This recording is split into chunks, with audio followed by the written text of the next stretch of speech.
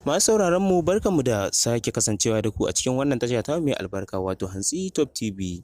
A halin yanzu dai gwamnan jihar Kano tawagarsa ta ƙaraso kwanar Ɗangora yayin da mutane ke ta nuna murnar su da goyon baya a gare shi.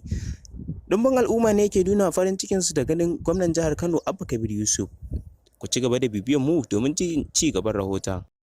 Tawagar gwamnan jihar Kano Abba Kabir Yusuf wanda aka fi sani da Abba Gida Gida wanda ya lashe zaben gwamnan jihar Kano na shekarar da ta gabata bayan gwagwarmayar da aka sha a cikin kotu daga ƙarshe dai kotu ta tabbatar da shi a matsayin halastaccen gwamnan jihar Kano a ranar Juma'a.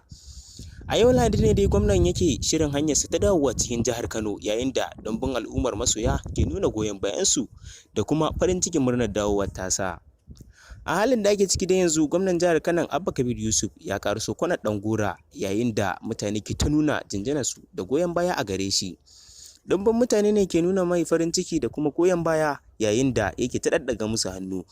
Babu shakka gwamnan jihar Kano Abba Kabir Yusuf ya yi matuƙar farin ciki ƙwarai da gaske yayin da ya kasa rufe bakinsa saboda ɗumbin al'ummar masoya da yake ta gani na jihar Kano.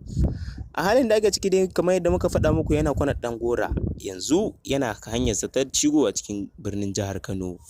Ku ci gaba da bibiyar wannan tasha ta mai ɗumbin albarka wato Hantsi Top TV domin jin ci gaban rahotanni da dama akan wannan gwamnati da kuma abubuwan da ke faruwa a yau na cikin gida Najeriya da mana ƙasashen waje. Mun gode da ziyartar wannan tasha ta mai ɗimbin albarka. Ku ci gaba da kasancewa da mu domin jin zafafan rahotanni da labarai waɗanda babu yaudara ko ƙarya a cikinsu a wannan tasha tamu wato Hantsi Top TV. Mun gode da ziyartar wannan tasha tamu mai ɗimbin albarka. Hantsi Top TV ta kuce. Hantsi Top TV gidan har labarai. Ku danna mana subscribe kana ku danna mana alamar ƙararrawar sanarwa domin sanar da ku da zarar mun ɗora sababbin shirye-shiryenmu.